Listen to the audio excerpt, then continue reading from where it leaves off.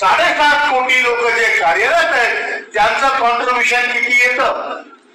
आकडेवारी सत्ता 4 सगळ्या गोष्टी केल्या, त्यात या दोन्हीचं मिळून दरवर्षी तुम्हाला किती व्याज मिळतं आणि मिळणाऱ्या व्याजातले किती तुटपुंजे पैसे तुम्ही आम्हाला पेन्शन म्हणून वाटता, हे त्यांना आपण आकडेवारीने दाखवून दिलं.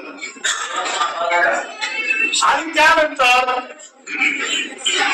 त्यांना आपण सांगितलं की एकूण पेन्शनर्स किती, त्यातले पेन्शनर्स मुख्यतः किती. त्यांना आपण ही सांगितली की जर आपली संस्कृती मातृदेवो भव, पितृदेवो भव, गुरुदेवो भवची आहे तर आपल्याला त्या माता पित्याची त्याच्या घरातली इज्जत वाढवावी लागेल.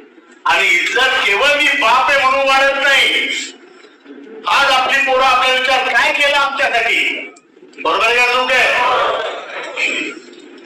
पोरगा म्हणतो तुम्ही आमच्यासाठी काय केलं, आपण त्याच्या कोणत्याच निर्णयात आपण सामील नसतो, तो विचार नाही तुम्हाला, बरोबर आहे लोक आणि तो म्हणतो तुम्हाला काही झालं नाही, तुमची बायको लगेच त्याची साईड घेते, खरंच भाऊ याला काही जमलं नाही,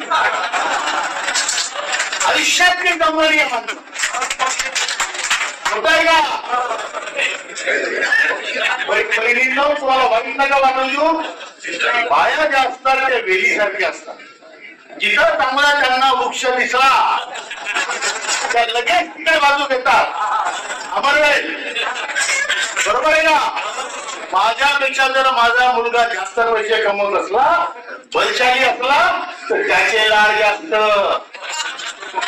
मी तर 1,000 पेन्शनर आहे, माझी बायको म्हणते यांना आयुष्यात काही जमलं नाही.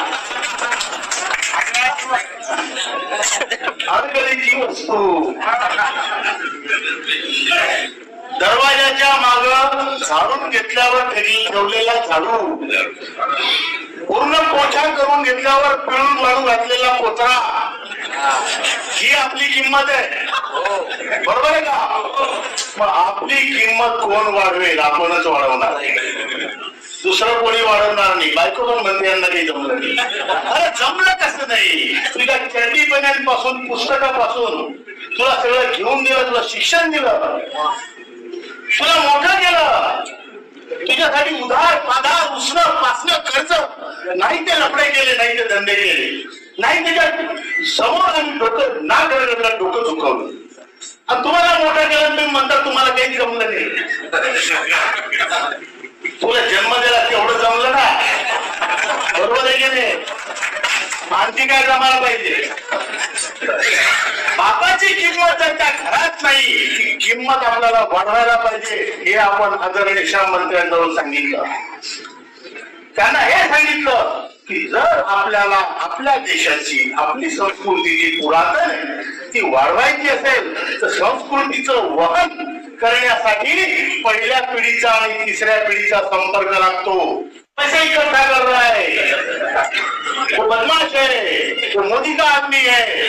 अरे बाबा, त्या मोदीजींच्या जवळ खूप माणसं आहे, यांच्याजवळ माणसं नाही म्हणून आलो बाबा, बरोबर आहे का? चूक आहे.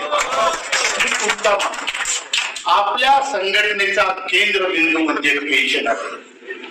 पेन्शनर माझ्यासाठी ईश्वर आणि म्हणून मी तुम्हाला सांगतो, कधी तुम्ही पाहिलं का देवळातून देव तुमच्या घरी येऊन म्हणतो तुम्ही तुला आलो दर्शन घे, म्हणतो का?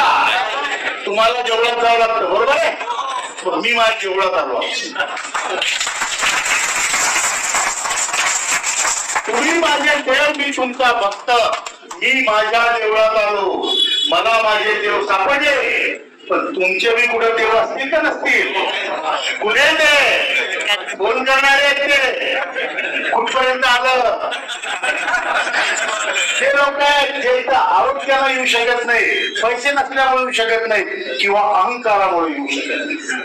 ते सगळे आपले देव, बरोबर आहे? मी माझे देव शोधले, तुम्ही तुमचे देव शोधायचे. मान्य आहे का? एकेकांना जाऊन 10,000 रुपयांना म्हणायचं अरे चालतायत नाही तर काय, डोकं कमीत कमी डोकं मोजून तर दे, बरोबर आहे की नाही? संख्या